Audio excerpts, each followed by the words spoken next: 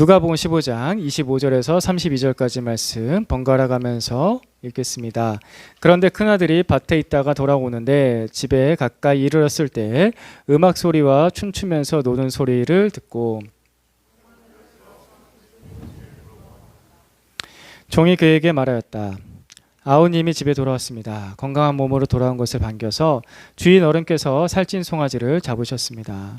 큰 아들은 화가 나서 집으로 들어가려고 그러나 그는 아버지에게 대답하였다. 나는 이렇게 여러 해를 두고 아버지를 섬기고 있고 아버지의 명령을 한 번도 어긴 일이 없는데 나에게는 친구들과 함께 즐기라고 염소 새끼 한 마리도 주신 일이 없습니다. 그런데 창녀들과 어울려서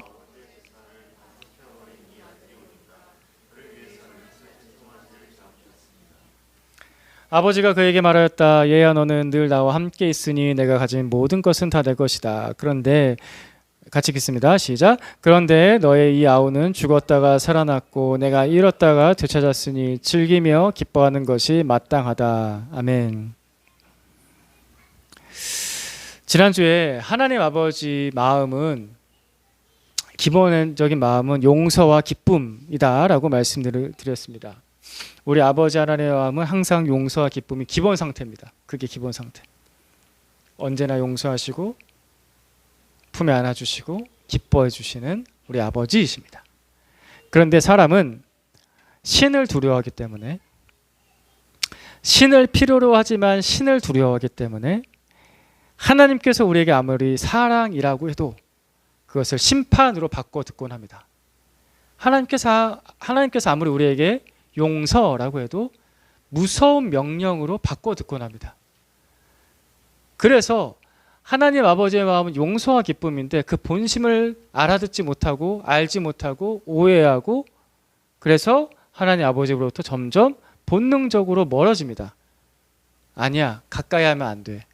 너무 가까이 하면 문제가 생겨. 적당히 해야지. 가끔 보자. 그래서 세상의 종교가 그런 식으로 발전해 나간 것입니다.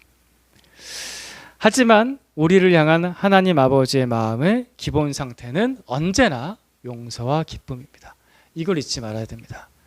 교회를 다님에도 불구하고 교회가 익숙해도 성경이 익숙해도 우리는 때로는 세상에서 어려운 일을 당할 때 힘든 일을 당할 때 병이 들었을 때 가슴 아픈 일이 생길 때마다 우리는 오해합니다. 아, 심판인가? 하나님이 나를 버리셨나? 아니에요. 하나님 아버지의 마음의 기본 상태는 언제나 용서와 기쁨입니다. 성경은 계속해서 구약부터 신약까지 이것을 말씀해 오고 있습니다. 이것은 지난주일 설교 때 말씀드렸죠. 그리고 예수님께서 우리에게 오셔서도 이 얘기를 중점적으로 하십니다. 아버지시다. 하나님은 아버지시다. 아버지께서 너희를 사랑하신다. 돌아와라.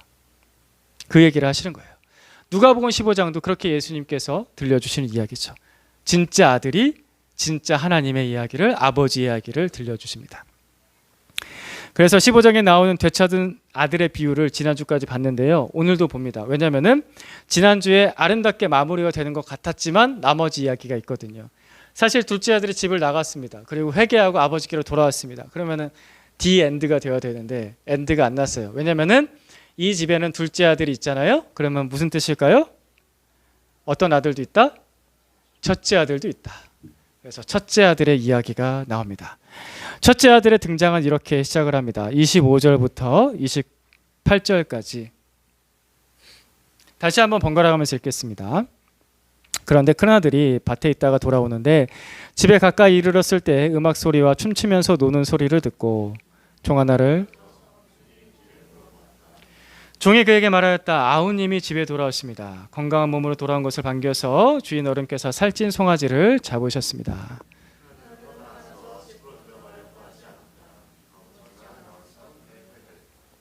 여기서 보면요. 25절에 큰아들이 무엇을 하다가 돌아왔다라고 되어 있습니까? 예, 밭에 있다가. 그럼 밭에서 뭐 했을까요?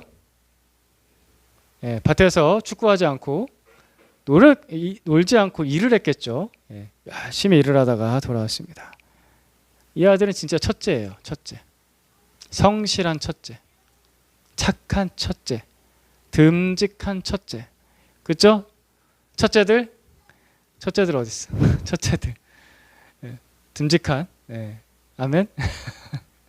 부모님 말씀 잘 듣는 첫째들. 물론 둘째, 셋째도 착해요. 여기서 진짜 첫째는 정말 첫째다운 모습을 보여줬어요. 밭에서 일하다가 아버지의 밭을 잘 돌보다가 돌아왔습니다. 그런데 아버지 집에서 음악 소리, 춤추면서 노는 소리가 들리는 거예요. 자, 자기의 일을 하다가 밖에서 일을 하다가 예를 들어서 회사에서 외근을 하다가 막 힘들게 땀을 뻘뻘 흘리면서 이런 여름 날씨에 일을 하다가 돌아왔는데 회사 사람들이 막 이렇게 다 낮잠 자고 있는 거예요. 그럼 기분이 좋을까요? 일을 하다가 땀 흘리면서 돌아왔는데 회사 사람들이 노래방 기계 켜놓고서 놀고 있는 거예요. 그럼 기분이 좋을까요? 일단 거기서부터 기분이 좋지 않았을 것 같습니다. 첫째 아들의 마음. 기분이 좋지 않았을 수 있어요. 근데 막 그렇다고 해서 바로 화를 내지 않았어요. 집에 도착했을 때 좀 의아하다, 이상하다라고 했는데 그 의아함이 마침내는 분노로 바뀝니다. 왜냐면은 이 소리가, 이 음악 소리가, 이 잔치 소리가 그 망나니 둘째 동생의 귀한 파티였기 때문입니다. 29절에 다시 보시면 29절에 보시면은 죄송합니다. 28절 다시 보시면 시작. 그나들은 화가 나서 집으로 들어가려고 하지 않았다. 아버지가 나와서 그를 달랬다. 아멘. 첫째 아들이 집에 들어가려고 하지 않았습니다. 아까 그 마음 상태와 첫째 아들의 행동을 보시고서 한번 상상을 해보십시오. 어떤 마음일까요? 어떤 감정일까요?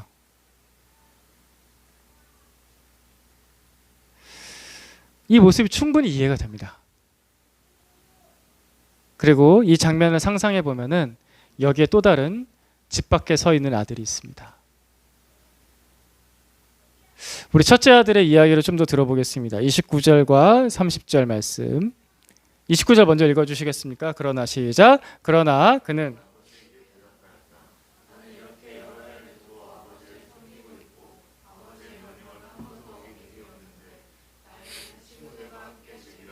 염소 새끼 한 마리도 주신 일이 없습니다.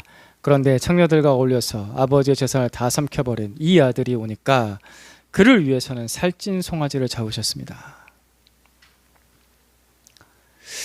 첫째 아들은 수년간 아버지를 열심히 섬겼습니다. 그리고 아버지가 말씀한 것, 명령한 것 단 하나의 어김도 없이 한 번의 불순종 없이 아니요 라고 말한 적이 한 번도 없이 온전하게 순종을 했습니다. 그런 자신을 위해서는 염소 새끼 한 마리도 주지 않으셨는데 저 망나니 둘째를 위해서는 잔치를 벌이다니요. 이 첫째 아들의 이야기를 들어보면 이해가 되지 않습니까? 너무 공감되죠. 불쌍해. 화가 나겠다. 어떻게 그런 마음이 들지 않습니까? 그래서 더 안타깝습니다. 그 마음이 이해가 돼서 그의 상황도 공감이 돼서 둘째 아들의 이야기도 나름대로 한편으로 이해가 되지만 첫째 아들의 이야기도 너무나 이해가 됩니다. 하나님 아버지 옆에 늘 가까이 있지만 그 사랑을 잘 누리지 못하는 자녀들이 많습니다. 옛날에도 그랬고 지금도 그랬습니다. 예수님께서 그 아버지의 사랑을 가까이 있지만 느끼지 못하고 누리지 못하는 사람들, 그 자녀들을 위해서 들려주시는 아버지의 이야기는 이렇게 시작을 합니다. 우리가 누가복음 15장을 보고 있는데요. 누가복음 15장의 제일 처음은 이렇게 시작합니다. 15장 1절에서 3절 번갈아가면서 읽겠습니다. 세리들과 죄인들이 모두 예수의 말씀을 들으려고 그에게 가까이 몰려들었다. 바리새파 사람들과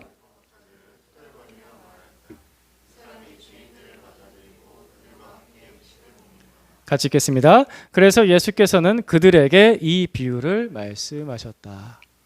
누구에게요? 바리새파 사람들과 율법 학자들에게. 사실 오늘의 이야기는 이 사람들에게 들려주시려고 했던 이야기입니다. 바리새파 사람들과 율법 학자들은 예수님을 많이 공격했죠. 우리가 누가복음이나 마태복음, 마가복음, 다른 요한복음 보면은 바리새파 사람들 엄청나게 예수님을 공격합니다. 왜 그랬냐면은 그 바리새인들이 그 종교 지도자들이 생각했던 메시아 그리스도의 모습과 너무나 달랐으니까요. 예수님에게서 기적이 나타나요. 표징도 나타나요. 말씀도 너무나 잘 전해요.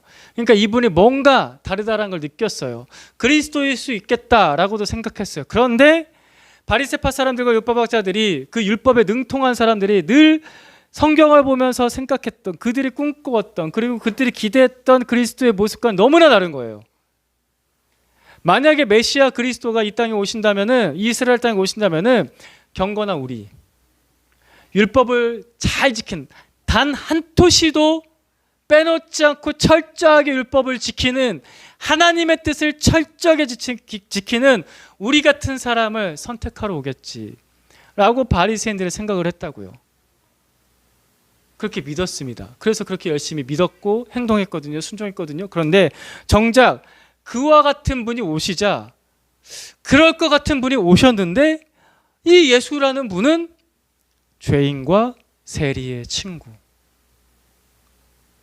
창녀의 손을 잡아주고 병든 자, 문둥병자에게 손을 얹으며 세리를 불러서 제자 삼는, 그들이 생각했던 그리스도 너무나 다른 모습이었던 겁니다. 그래서 바리새인들은 그런 예수님을 못마땅하게 여겼습니다.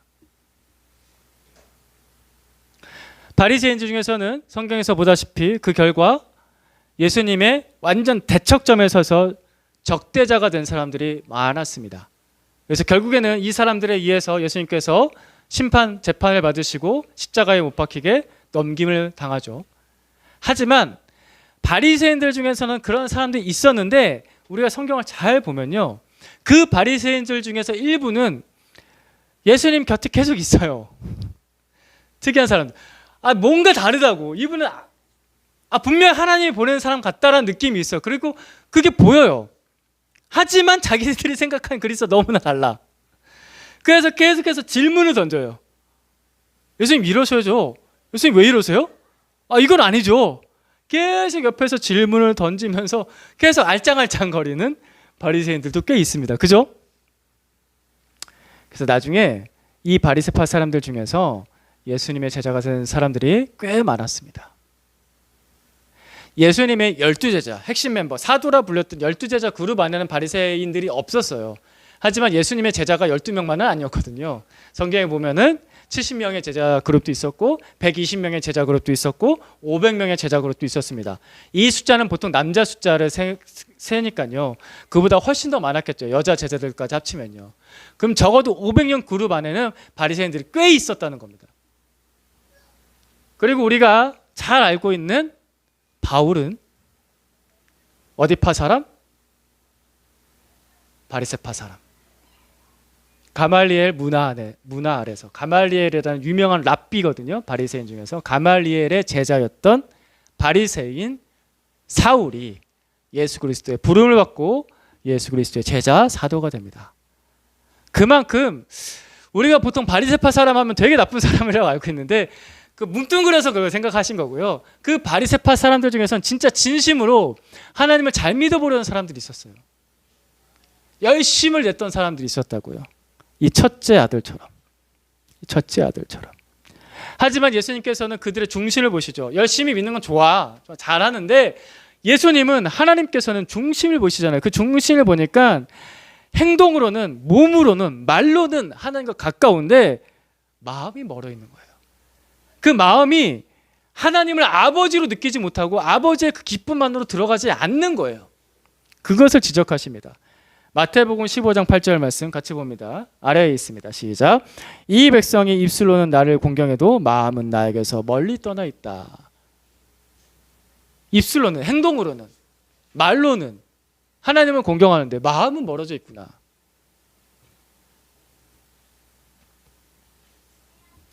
이 대화도 바리새인들과 대화에서 나온 말씀입니다. 이 대화가 시작하는 1절에 이렇게 나오거든요.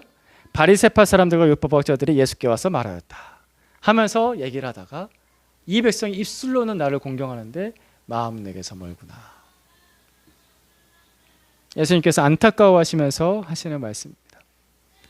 이러한 첫째 아들들이 그때도 있었고 지금도 있다는 것입니다. 교회 생활에 익숙해요. 신앙 규범을 훌륭하게 잘 지켜요. 그리고 교회를 오래 다녔어요. 이 사람들을 옛날에는 바리새인들이라고 불렀고 오늘날에는 목사라고 부르고 때로는 장로라고 부르고 교회 중직자라고 부릅니다. 그리고 교회 오래 다닌 사람들.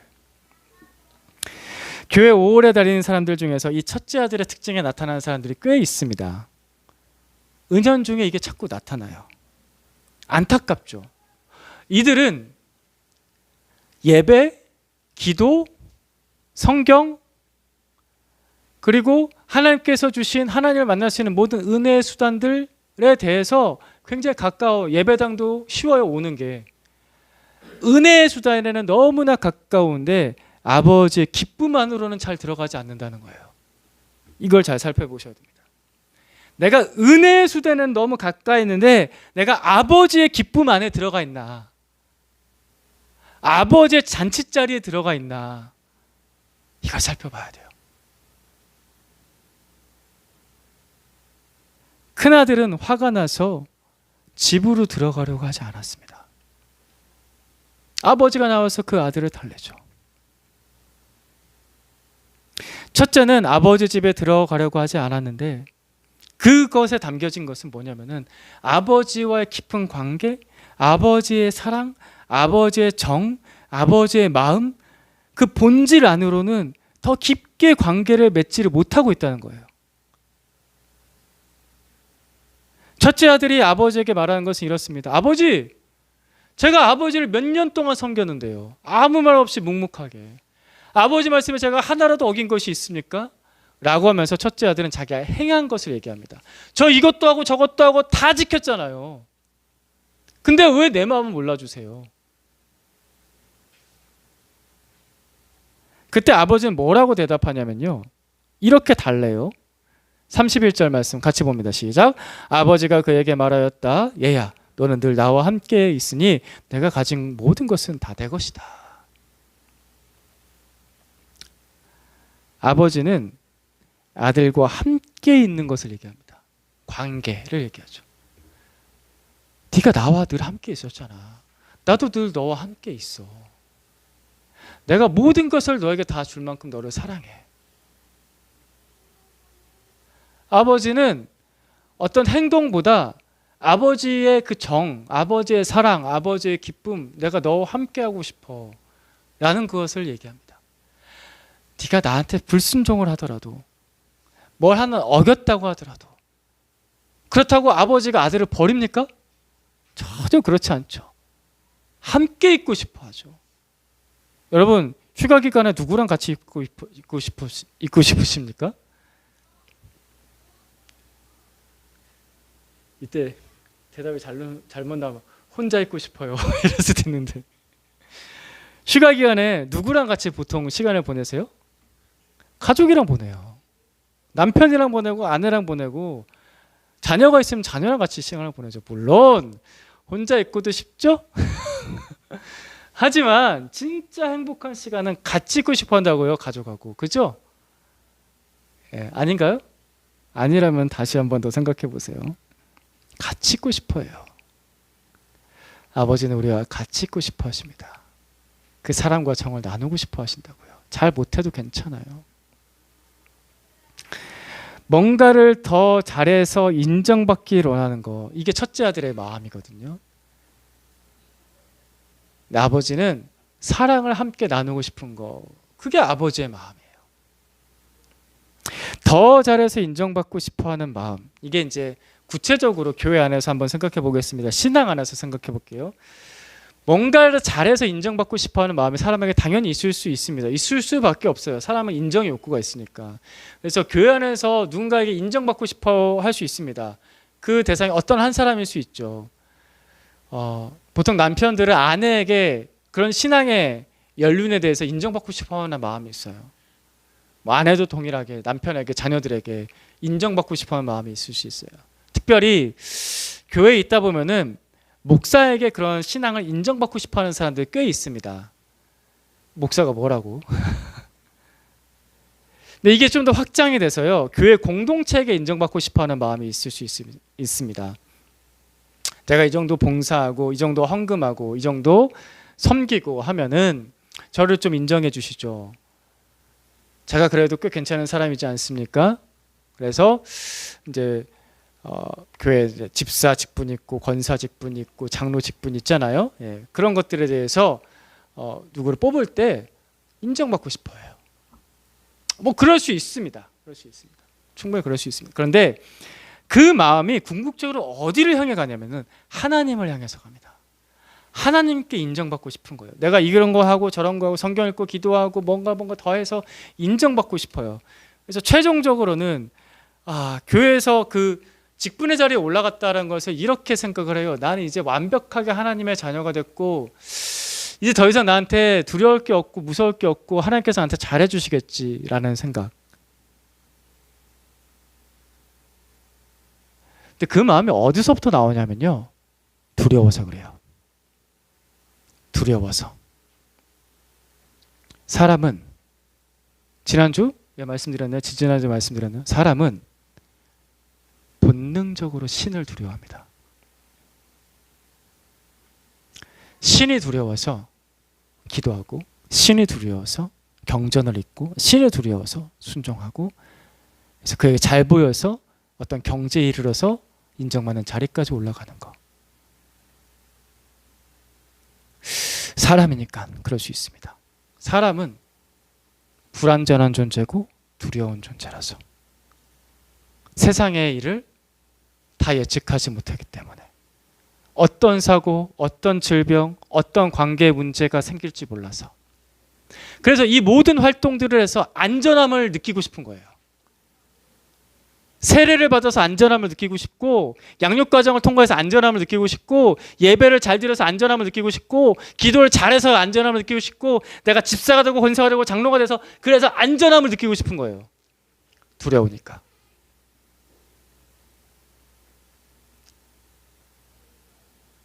우리가 교회에서 때로는 직분자를 세우는 선거를 하고 그것을 하기 위해서 조금 불합리한 행동들을 하는 모습들을 보게도 됩니다. 기존 교회, 이전 교회에 계셨던 분들 사실 우리 교회에서는 그런 적이 한 번도 없었기 때문에 선거 자체를 한 적이 없죠. 우리 교회는 그게 안 되니까 헌법상 교회 법상 그게 안 돼요. 지금 선거 자체를 할 수가 없어서 그래서 한 번도 경험한 적이 없지만 때로는 다른 교회에서 그런 것들을 보신 분들도 있으실 수 있는데 사실 그분들이 왜 그러시냐면은 두려워서 그래요. 약하고 두려워서 불안해서 사람이니까 그럴 수 있습니다. 이게 첫째 아들의 마음이에요. 사실은 두려워요.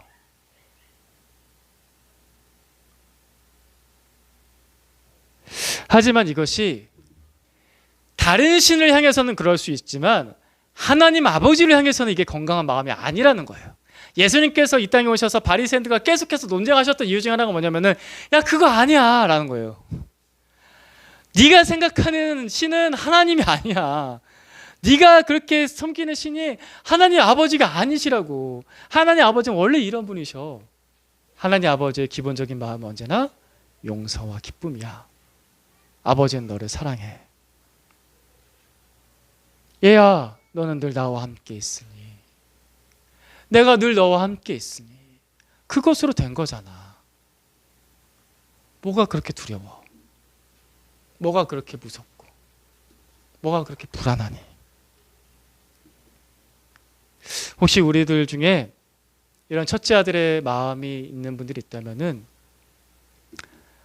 이 말씀 31절 말씀 얘야 너는 늘 나와 함께 있으니 내가 늘 너와 함께 있으니 이 말씀을 잘 기억하시고 이것이 아버지께서 내게 주시는 말씀으로 그 마음으로 잘 받으시기를 축복합니다.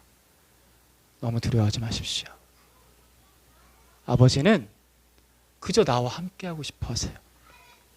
아버지는 나와 함께 서로 사랑하고 기뻐하기를 원하세요. 하나님 아버지를 믿는다는 것은 잔치예요. 사실 우리가 이렇게 할 때 앞에서 막 찬양하잖아요. 그거 왜 찬양하냐면은 이 자리가 잔치 자리여서 하는 거예요. 아버지를 기뻐하고 아버지를 즐거워하고 하나님 아버지가 우리를 사랑하시고 그러니까 안심하세요. 사랑하는 형제자매 여러분, 하나님의 아들, 딸들, 하나님께서 여러분을 사랑하십니다. 아버지께서 여러분을 사랑하시니 안심하십시오. 예수님께서 보여주신 모습들 속에서는 복음서에서 보시면은 이 땅에서 행하신 행적들을 보시면은 제자들을 중심으로 하신 일들이 참 많습니다. 왜냐하면은 그들과 3년 6개월 동안 동행하셨으니까요. 또 예수님께서 하신 행적들을 보게 되면은 병자들과 함께 행하신 기적들이 참 많이 나타납니다. 그죠? 그래서 복음서 마태복음, 마가복음, 누가복음, 요한복음을 보다 보면은 예수님께서 제자들을 참 많이 사랑하셨고 병자들을 정말 긍휼히 여기시고 사랑하셨다라는 것을 그냥 느낄 수 있어요. 근데 조금만 더 자세히 보면요, 이 바리새파 사람들과 율법학자들, 사두개인들과 제사장들을 중심으로 하실 일들도 굉장히 많아요. 그렇죠?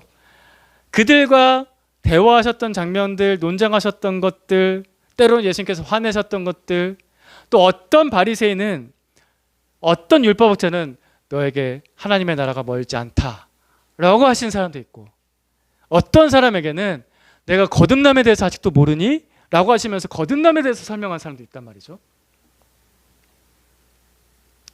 그리고 이 누가복음 15장의 이 아름다운 이야기는 누구에게 하신 이야기로 시작했다고요? 바리새파 사람들과 율법학자들. 겉으로 볼 때는 둘째 아들들, 세리와 죄인들, 하나님으로부터 멀리 떠나 있는 사람들을 위해서 하신 이야기 같은데, 또한 동시에 아버지 집 옆에 늘 가까이 있었던 첫째 아들들을 위해서도 하신 이야기라고요. 그래서 좀만 넓은 시야로 보면요, 예수님께서 잃어버린 둘째 아들들을 위해서 하신 사랑의 일들이 많지만, 또한 동시에 그에 못지않게 늘 가까이 있었던 첫째 아들들을 위해서 하신 사랑의 일들이 참 많습니다. 무슨 말이냐면 우리가 하나님을 너무나 좁게 본다는 거예요. 하나님을 너무나 작게 봐요. 얼만큼 작게 보냐면은 우리가 사람과의 관계에서 느끼는 사랑의 그 틀만큼만 하나님을 자꾸 봐요. 내가 좋아하는 사람 좋아하고 싫어하는 사람 싫어하는 것처럼 하나님도 좋아하는 사람 좋아하고 싫어하는 사람 싫어하겠지. 그렇지 않습니다. 내가 가진 사랑의 크기만큼 하나님을 자꾸 바라보니까 오해해요. 그만큼이시겠지. 그러니까 이럴 때는 나를 싫어하시고 이럴 때는 나를 좋아하시겠지. 안 그렇습니다. 하나님 아버지는 전혀 그렇지 않습니다. 둘째 아들도 사랑하고 첫째 아들도 사랑하시는 분이십니다.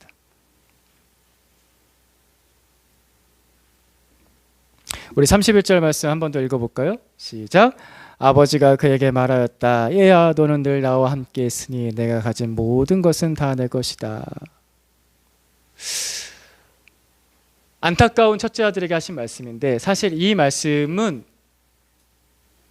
예수님을 통해서 이루어졌어요. 무슨 말이냐면은 예수님께서 이 땅에 계실 때 돈도 없었고 권세도 없었어요. 아무것도 가진 거 없었어요. 근데 굉장히 여유 있으세요. 복음서에 보시면 예수님께서 굉장히 여유 있게 행동하신 걸 보잖아요. 뭐 가난한 자들 앞에서나 제자들 앞에서나 뿐만 아니라 권력자들 앞에서나 여유가 있으세요. 그분이 왜 그렇게 여유가 있으셨냐면은 예수님은 하나님 아버지의 사랑을 알고 받고 누린, 아버지의 사랑을 정말 제대로 알고 경험한 진짜 첫째 아들이기 때문에, 그래서 아버지가 가진 모든 것이 예수님의 것인 거예요. 아들 예수님의 것인 거예요. 그러니까 여유가 있을 수밖에 없는 거죠. 그 참 아들이신, 진짜 아들이신 예수님께서 우리에게 오셔서 그 삶을 보여주시려고 오신 거예요. 하나님의 자녀가 되면 이렇게 살 수가 있어. 하나님의 자녀가 누리는 사랑은 이런 거야. 그렇게 늘 두려워하면서 뭐 했네, 뭐 못했네, 이거 잘했네, 못했네, 그것 때문에 걱정하지 마.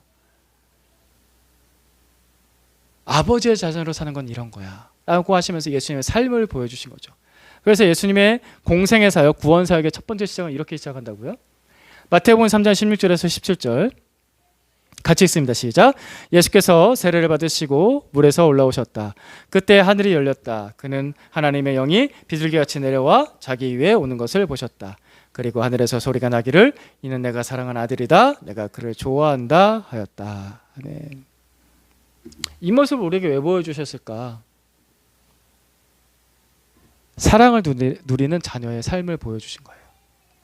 아버지께서는 첫째 아들도 부르시고 둘째 아들도 부르시고 그 아들을 부르셔서 내가 너를 좋아한다, 내가 너를 사랑한다 하시는 분이시라는 거예요. 그래서 예수님께서 구원 사역의 첫 시작을 이렇게 시작하신 거예요. 근데 우리는 자꾸 이걸 잊어버려요. 뭔가 계속 회개해야 될 것 같고, 잘해야 될 것 같고, 못하면 안 될 것 같고 하고 잊지 마세요. 아버지의 본심은 언제나 용서와 기쁨입니다.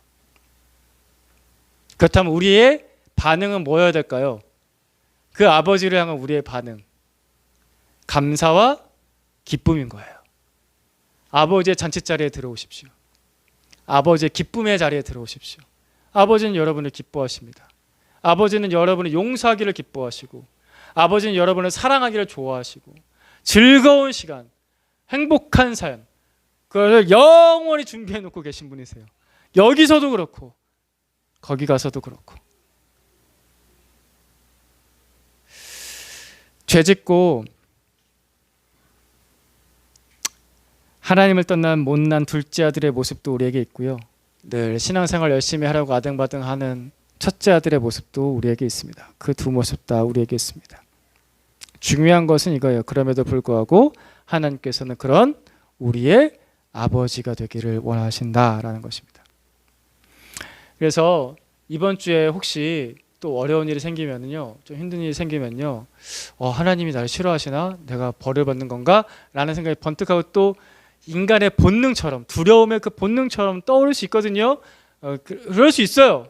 그것도 우리의 모습이니까 그럴 수 있는데, 그때 우리가 예수님의 이야기를 다시 떠올려 봅시다. 다시 한번 읽어볼까요? 24절 같이 읽습니다. 시작. 나의 이 아들은 죽었다가 살아났고 내가 잃었다가 되찾았다. 그래서 그들은 잔치를 벌였다. 예수님께서 직접 하신 이야기입니다. 예수님, 우리가 잔치를 벌이기 원하신다. 그때 두려움을 생각할 때 그냥 부르세요. 아버지를 부르세요. 아버지라고 부르세요. 아버지 도와주세요. 아버지 의지합니다. 기도를 안 하고 성경을 안 읽어서 내가 또 나에게 안 좋은 일이 생기는 것인가? 라는 생각이 들면 그냥 그때 그냥 아버지를 부르세요. 아버지. 따라해볼까요? 아버지 용서해 주세요. 다시 한번 더. 아버지 용서해 주세요. 아버지 의지합니다. 아버지 안아주세요. 그걸 기뻐하시는 분이세요. 그러니까 복잡할 거 없어요. 그러니까 내 생각이 복잡한 거지, 내 감정이 복잡한 거고, 내 안에 두려움이 나를 복잡하게 하는 거지, 아버지께는 복잡할 게 없어요. 나의 죄도 아버지 품 안에서 용서받고요, 나의 부족함도 아버지 품 안에서 채워지고요, 나의 못난 모습도 아버지 품 안에서 고쳐집니다. 그러니까 그냥 이번 주에 아버지 많이 부르십시오. 기도하겠습니다. 아버지 의지합니다. 아버지 용서해 주십시오. 아버지 우리를 안아주시옵소서. 아버지의 그 기쁨, 아버지의 잔치 안에서 우리가 함께 용서받고 깨끗하여지고 기뻐하는 아버지의 자녀로 살기를 원합니다. 아버지 우리를 도와주시옵소서. 예수 그리스도의 이름으로 기도드립니다. 아멘.